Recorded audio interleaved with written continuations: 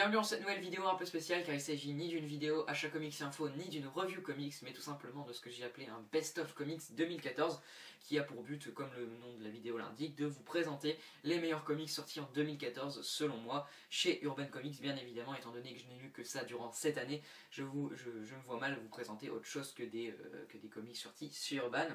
Ça sera bien évidemment aussi que de la librairie, il n'y aura pas de kiosque, hein, vu qu'une fois qu'un kiosque est sorti on ne peut plus le retrouver, donc je vois pas trop l'intérêt. Voilà pour les petites précisions. Sinon, pourquoi tu commences cette vidéo? C'est tout simplement parce que j'ai envie de vous proposer un peu autre chose que des reviews comics et achats comics et info. J'ai envie de, voilà, de faire une petite vidéo un peu différente, même si je l'avoue, le concept n'est pas hyper recherché et pas hyper novateur. Enfin, c'est pas un truc vraiment très recherché comme je viens de le dire, mais voilà, j'avais vraiment envie de vous proposer une petite vidéo un peu spéciale. Après, ça peut aussi vous permettre voilà, de vous guider dans certains achats avec les fêtes de fin d'année, etc. Je vous l'accorde, c'est un peu tard pour tout ça, mais voilà, j'ai pas pu le faire avant, et puis j'espère que ça pourra voilà, vous servir à ce niveau-là. Et sinon, puis tout simplement, voilà, parce que tout le monde n'a pas forcément vu chacune des revues comics, etc. Donc c'est pour se dire de faire un bilan, etc. sur, selon moi, comme je l'ai déjà dit, les meilleurs comics qui sont sortis durant cette année en librairie chez Urban. Voilà. Aussi, il n'y a pas d'ordre chronologique, hein, je préfère prévenir. C'est pas le premier comic, c'est pas le meilleur de cette année, et le dernier, c'est pas le meilleur non plus, ou vice versa. Enfin bref, vous avez compris. Il n'y a aucun ordre chronologique. Je voulais faire un classement, mais c'est vraiment trop dur. À chaque fois, j'hésitais entre différents titres. Enfin, voilà. Pour moi, globalement, les différents titres que je vais vous présenter dans cette vidéo, dans certaines mesures, se valent tous à peu près tous. Donc pour ça, pas d'inquiétude, il n'y a pas de classement quoi. Donc je commence avec le premier titre à vous présenter, à savoir Batman Killing Joke, ou Killing Joke tout court, de Alan Moore et Brian Bolland. Forcément j'étais obligé de le mettre dans ce classement, il est sorti donc en mars 2014. Un vrai chef-d'œuvre écrit par Alan Moore, c'est donc voilà, la dualité au sommet entre le Batman et le Joker, vraiment un sommet d'écriture à ce niveau-là. Des dessins absolument magnifiques de Brian Bolland qui nous fait vraiment des planches juste très très belles, qui nous plonge vraiment dans cette ambiance absolument malsaine durant le comics du début à la fin. Cette fin vraiment assez énigmatique et cryptique qui laisse vraiment une espèce de libre interprétation et qui est vraiment très très bien. Enfin bref, c'est un vrai chef-d'œuvre ce Batman Killing Joke. Moi c'est vraiment une lecture qui m'a vraiment remué durant cette année. Je l'ai trouvé, c'est vraiment une expérience à vivre, la lecture de Killing Joke. C'est vraiment un comics absolument possédé durant cette année. Donc ne passez pas à côté si vous ne l'avez toujours pas fait. Donc c'est du 13€ pour 72 pages, c'est vraiment pas cher. Je sais, il n'y a pas énormément de pages, mais ça vaut clairement le détour, surtout pour Killing Joke. Donc Killing Joke, absolument prendre cette année. Si c'est toujours pas fait, foncez vraiment, vous n'allez pas le regretter, croyez-moi. Ensuite, un tome Renaissance, donc Batman and Robin, tome 1, Tueur-né, donc c'est du 192 pages pour 17,50. C'est la série de Tomasi, Peter J. Tomasi au scénario et de Patrick Gleason. J'avais pas pu faire la review du tome 1 par manque de temps, donc c'est l'occasion d'en parler dans ce best-of. Pour moi c'est vraiment une des meilleures séries New 52 et une des meilleures séries du Batmanverse dans les New 52 ou DC Renaissance. Ce tome 1 est vraiment excellent, c'est un des meilleurs arcs sur la série. Par exemple je le préférais au deuxième tome, car je l'ai pas encore le deuxième tome et je l'ai déjà lu en kiosque, donc je sais à peu près ce qu'il y aura dans le deuxième tome. Mais pour moi ouais, ce tome 1 est quand même un cran au-dessus. Surtout au niveau de la relation père-fils entre Damian et Bruce, pardon, j'ai la voix qui déraille, qui est vraiment écrit de très très très belle manière de la part de Peter Tomasi. On a des dialogues vraiment très bien faits de sa part. Les dessins de Patrick Gleason sont vraiment magnifiques, hein, c'est vraiment à tomber par terre. Avec toujours ces planches avec des espèces de formes, etc. et que j'adore, hein. J'essaye de vous en montrer une que j'ai vue. Enfin bref, c'est pas trop grave si je la trouve pas, je vais éviter de chercher pendant des heures, mais enfin bref, c'est vraiment magnifique. Moi cet arc je l'ai vraiment adoré, hein, de bout en bout. Peut-être que la trame de fond est pas hyper c'est pas une histoire qui va peut-être rester dans les annales quoi, mais c'est vraiment quand même un super comics, surtout en termes, comme je vous dis, d'écriture. Entre voilà, Damian et Bruce, que j'ai trouvé vraiment, ça c'est écrit vraiment d'une très très belle manière de sa part, et donc en plus c'est servi avec tout ça des dessins magnifiques de Patrick Gleason. Donc Batman and Robin tome 1, c'est une série New 52 qui a commencé cette année en librairie. Si vous ne l'avez pas lu, si vous n'achetez pas les Batman Saga, bah ça c'est clairement une série du Batmanverse qu'il ne faut pas négliger en librairie en tout cas. Ouais, pour moi c'est vraiment ça, c'est une série à ne pas manquer. On passe à du Vertigo et le seul titre qu'il y aura dans cette vidéo, le seul titre Vertigo, je suis désolé, j'en ai pas acheté énormément cette année donc je peux pas vous proposer autre chose que ça. Donc c'est American Vampire tome 5 de Scott Snyder et Raphaël Albuquerque. J'aurais pu prendre le tome 1 et 2 parce qu'à certains moments de la vidéo j'ai pris un doublon. Mais voilà, là pour le coup j'ai voulu me décider entre deux tomes précis et j'ai choisi le tome 5 parce que même si le tome 6 est très très bon, je trouve ce tome 5 quand même un peu meilleur, voire meilleur parce que c'est un peu la conclusion du premier cycle d'American Vampire avec voilà une dernière page juste complètement dingue je suis impatient de lire ce second cycle qui commence en mars 2015. Les dessins c'est vraiment magnifique, c'est du Albuquerque du début à la fin. Donc pour moi ce tome 5 est vraiment un des meilleurs avec le tome 3 et le tome 1 sur la série. J'ai vraiment pris encore une fois une grosse claque avec ce numéro, ce tome 5 de la série. C'est magnifique en plus, comme vous pouvez le voir, Raphaël Albuquerque qui fait des planches vraiment à tomber par terre. Et puis que dire de plus, encore une fois, la dernière page je la trouve vraiment, enfin pas vraiment la dernière page, l'avant-dernière est vraiment sublime. Enfin bref, American Vampire tome 5 c'est vraiment une des sorties à ne pas manquer, une des séries Vertigo à ne surtout pas manquer. American Vampire c'est pareil. Si vous avez mis la série en pause, surtout n'arrêtez pas parce que ce tome 5 est vraiment dingue. Et puis le tome 6, même si je ne l'ai pas présenté, est quand même vraiment très bon. Donc American Vampire tome 5 c'est pareil, un des achats à ne surtout pas négliger durant cette année. Je passe ensuite à une nouvelle série qui a commencé cette année. Il s'agit de Gotham Central tome 1. Un comics de 256 pages pour 22,50, donc c'est le comics le plus cher que j'ai à vous présenter dans ce best-of comics. Donc Gotham Central c'est une série un peu particulière de l'univers Batman parce qu'elle va s'intéresser à un groupe de policiers qui vont mener des enquêtes tant bien que mal dans cette ville qu'est Gotham City, composée de criminels tous plus étranges les uns que les autres, donc en passant par Mr. Freeze, Double Face avec le Joker dans le tome 2. Là c'est pareil, j'ai repris le tome 2 parce que franchement la qualité, au niveau de la qualité ça se vaut vraiment. Mais comme j'ai trouvé les tomes vraiment, enfin j'ai pas grand chose, pour moi j'aurais dit la même chose pour le tome 1 ou pour le tome 2, donc ça sert à rien que je vous présente les deux tomes en même temps. Mais en tout cas ce tome 1 de Gotham Central est vraiment excellent, la série qui a démarré est vraiment excellente, le tome 2 est toujours aussi bon, l'écriture etc est vraiment très bonne, on est plongé en plein dans ce comic-seria, on suit les différents policiers qu'on va apprendre vraiment à prendre en affection au fil des numéros. Enfin, ce qui me concerne c'est vraiment ça. Les dessins de Mike Herlock sont vraiment très beaux et collent vraiment très bien à l'ambiance polar qu'ils essayent d'instaurer.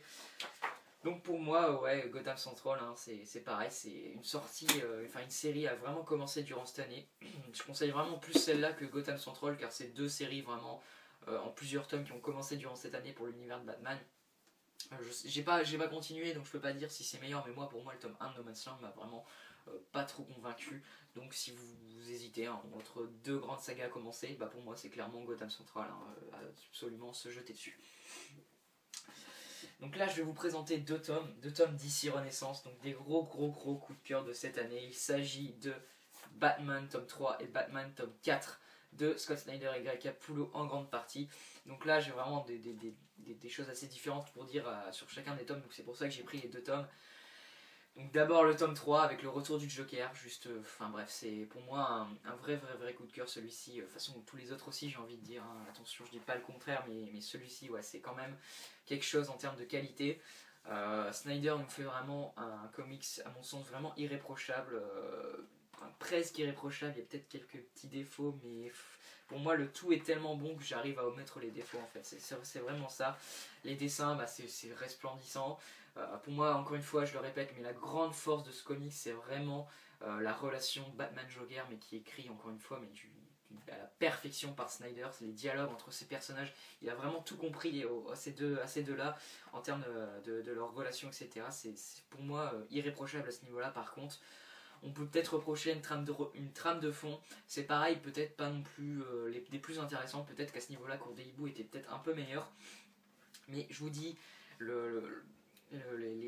la relation des personnages de Batman, Joker, etc., l'écriture sur les personnages est tellement ouf que franchement ça compense tout, c'est vraiment un chef d'œuvre à ce niveau-là. Puis les dessins de Capullo, chaque planche est à tomber par terre, c'est une vraie œuvre d'art. Voilà, enfin bref, cette planche-là, à chaque fois que je la vois, je suis complet, j'ai la mâchoire déboîtée, c'est magnifique quoi. Enfin bref, le tome 3 pour moi ne m'a pas du tout déçu. Il est vraiment excellent, la qualité ne cesse d'être excellente. Enfin, c'est une série qui pour moi c'est pareil, est vraiment constante en termes de qualité. Euh, Death of the Family, voilà, j'ai vraiment adoré, un gros coup de cœur pour moi durant cette année. Et plus je lis, plus je l'adore ce comics. En plus de ça, je l'ai relu il n'y a pas longtemps et à chaque fois que je ressors, je suis vraiment conquis. Donc Batman tome 3, absolument prendre cette année. Et puis Batman tome 4, hein, sorti il n'y a pas longtemps. Bon, je vais pas y parler pendant des heures parce que j'ai fait une review comics il n'y a pas longtemps, déjà c'est long, hein, qui faisait 16 minutes. Donc je vais pas en parler pendant des heures, je vous saoule déjà assez avec Zero Year, etc. Mais bref, c'est pareil, le tome 4, poursuivez la série si vous ne l'avez toujours pas fait, c'est toujours aussi excellent selon moi. Donc cette fois-ci, Snyder et Capullo s'attaquent aux origines de Batman. Peut-être un tome un peu longué, je dis pas le contraire, mais encore une fois, la conclusion du tome est juste dingue. Les dessins, j'en parle pas, mais voilà, c'est magnifique, encore une fois. Greg Capullo, fidèle à lui-même, j'ai envie de dire, hein, mais là, il est servi en plus par une colo vraiment dingue, je trouve, qui sera pas au goût de tout le monde, ça c'est sûr. Donc jetez un œil aux comics hein, pour voir si vraiment, si ça vous plaît vraiment pas, moi je vous conseille quand même de tenter l'expérience, mais après, si vraiment vous êtes rebuté, peut-être passez votre chemin. Mais en tout cas, si vraiment ça vous plaît déjà rien qu'en le feuilletant, vous allez vraiment vous prendre des claques à chaque page. Donc Zero Year, hein, voilà, c'est pareil, le tome 4 est vraiment tout aussi bon, et pour l'instant, de ce que j'en lis, le deuxième acte est encore meilleur, hein, donc surtout vivement le tome 5 qui sort en février. Voilà pour Batman New 52, j'en parle pas pendant plus longtemps. Ensuite on passe à ceci.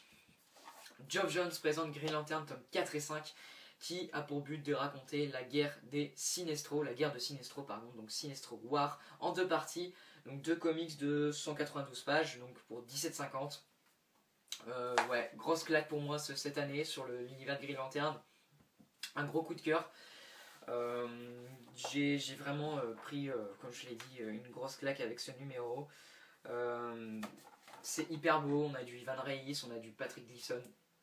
Donc déjà graphiquement je suis hyper emballé, je suis complètement conquis. Et en plus de ça, scénaristiquement Geoff Johns, de ce que j'ai lu, sur tout ce qu'il a fait sur Green Lantern, sur tout ce que j'ai pu lire sur Green Lantern, nous fait pour moi un des meilleurs events sur l'univers de Green Lantern que j'ai pu lire. C'est peut-être pas le meilleur, hein, mais ouais, un des meilleurs pour moi clairement, ce Sinestro War. Les planches, hein, c'est juste dingue, hein, Ivan Reis qui nous fait, c'est vraiment un hyper bon space opéra que nous fait Geoff Johns dans ce tome 4, c'est bourré de rebondissements, etc. C'est hyper, c'est plein d'action, on s'ennuie pas une seconde, la conclusion, le dernier numéro, enfin bref, il a un rythme effréné, il va à 100 à l'heure.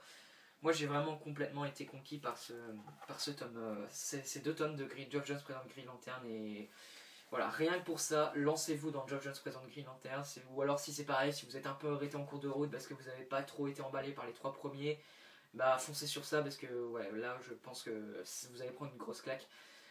Et si vous aimez pas, là je peux rien pour vous parce que pour moi, ouais, franchement, ces deux tomes sont une tuerie monumentale qu'il faut absolument posséder. Donc c'est voilà, des comics à absolument lire durant cette année. Et j'espère qu'Urban va vraiment se bouger pour nous sortir la suite parce que là, on a les plannings jusqu'en mars et on n'a toujours pas de tome 6. Et là c'est vraiment inquiétant. Je pense que c'est vraiment pas sérieux de leur part. Je sais qu'ils ont plein de séries à publier, etc. C'est peut-être pas ce qu'ils se vend le plus. Mais c'est vraiment chiant quoi. Près d'un an à attendre entre les deux tomes, entre un tome ou quoi, non, c'est vraiment trop pour moi et j'espère vraiment qu'ils vont donner un rythme un peu plus régulier à partir du tome 6 parce que c'est vraiment pas trop cool de leur part à ce niveau là. Mais en tout cas, tome 5 et tome 4 et 5, hein, voilà, vous allez vraiment sur quelque chose d'excellent. Encore deux tomes d'affilée, on approche bientôt à la fin, hein, j'ai bientôt fini déjà. C'est du DC Renaissance, donc Green Arrow, tome 1 et tome 2. J'en parle très souvent aussi dans mes reviews kiosques, mais bon, je me sens encore une fois obligé d'en parler quelquefois que ça n'aurait pas été compris par certaines personnes. Mais cette série Green Arrow, c'est une tuerie monumentale. Une des meilleures séries New 52 avec Batman, Aquaman, j'en parle juste après, etc. Ou Batman et Robin, il y a quoi d'autre encore qui est vraiment excellent. Ouais, ce serait vraiment celle-là que je retiendrai. Bon, il y en a d'autres, hein, là j'oublie, donc j'ai pas envie de me concentrer parce que sinon ça va faire des blancs, mais bref. Green Arrow, c'est vraiment une grosse claque, une belle surprise, hein, moi. J'attendais de la qualité, je dis pas le contraire parce que j'avais eu de très bons retours hein, sur les différentes reviews VO, donc quand c'était dans le Justice League Saga, je me suis dit j'espère que ça va vraiment être bon. Mais alors à autant de qualité, ça je m'y attendais pas, je vous le cache pas. c'est une grosse claque. Le tome 1 avait mis la barre très haut, hein, avec des dessins magnifiques d'Andrea Sorrentino, hein, un artiste que j'ai découvert cette année, que j'ai vraiment adoré son style, etc. Et le tome 2, bah, que dire, hein, j'ai fait une revue il n'y a pas longtemps, c'est pareil, donc je vais pas en parler encore pendant des heures, mais le tome 2, franchement, c'est pareil que pour les tomes de Batman, ça frôle vraiment la perfection. Plein de rebondissements, plein de révélations, etc.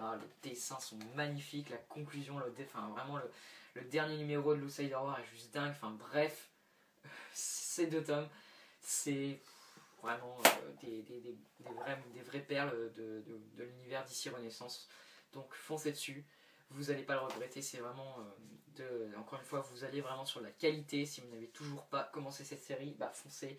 Même si vous pouvez vous dire, moi c'est pareil, à première vue, le personnage de Green Lantern, pardon, de Green Arrow, c'est pas le personnage qui m'intéresse le plus, mais voilà, ce que fait Jeff Lemire sur cette série, c'est vraiment quelque chose. Il développe vraiment un background hyper intéressant et hyper riche, donc vous allez vraiment, je pense, être conquis avec ces deux tomes.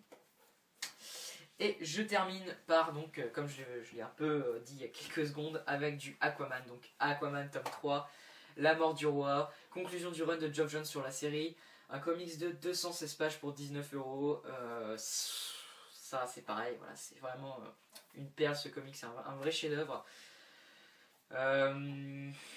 C'est magnifique, voilà, c'est magnifique de bout en bout, c'est une conclusion absolument vraiment très très bien de la part de Geoff Johns, qui nous fait vraiment un bel adieu au personnage avec cette conclusion de Aquaman du numéro 1-25. C'est pareil, c'est une série qui aura été mais excellente du début à la fin, tant par le scénario que Geoff Johns nous livre, tant par les dessins de Ivan Reis dans un premier temps, puis Paul Pelletier qui est présent exclusivement dans ce tome, qui nous font vraiment tous deux un boulot vraiment irréprochable. Chaque planche est vraiment magnifique avec des fonds sous-marins absolument resplendissants. Et puis ouais, encore une fois, cette conclusion, je la trouve vraiment excellente. Donc je vois pas trop ce que je peux dire de plus. Encore une fois, hein, c'est du tout bon, hein, cette série Aquaman. J'espère vraiment que Jeff Parker, qui sera le nouveau scénariste, va pas faire vraiment quelque chose de mauvais, quoi, hein, que ça va vraiment rester tout aussi bon, qu'il va vraiment respecter ce qu'a fait Geoff Johns sur le personnage. Mais en tout cas, ce tome 3 est vraiment une tuerie monumentale. C'est du très très lourd, hein, encore une fois. Ça, c'est le meilleur des New 52 avec Green Arrow et Batman. Donc foncez dessus, c'est excellent. Puis donc voilà, je tourne un peu en rond, je sais pas trop quoi dire de plus. Franchement, c'est une tuerie, quoi, une tuerie monumentale. Voilà, donc j'en ai fini pour cette vidéo. Ça allait tomber, désolé. J'ai eu un peu peur. Qu'est-ce que je peux dire? Bah voilà, j'espère que cette vidéo vous aura aidé, que certains comics vous auront donné envie de le lire, pardon. Voilà, je perds mes mots. Voilà, hein, je vois pas trop ce que je peux dire de plus. En tout cas, pour moi, clairement, que ce soit n'importe lequel de ces comics, vous allez vraiment sur une valeur sûre, sur quelque chose de vraiment très bon. Vous allez vraiment pas en avoir pour votre argent, vous allez vraiment pas être arnaqué, croyez-moi, c'est vraiment excellent. Tous ces comics sont vraiment excellents, donc voilà, c'est après à vous de faire votre choix en fonction de votre budget, vos envies, vos personnages favoris, etc. Ce que vous avez déjà acheté ou non, enfin bref, à vous de faire votre choix, mais en tout cas moi je vous le dis vraiment, tous ces comics sont vraiment excellents, donc après voilà, à vous de décider. Voilà, j'en ai fini pour cette vidéo Best of Comics 2014, j'espère qu'elle vous aura plu.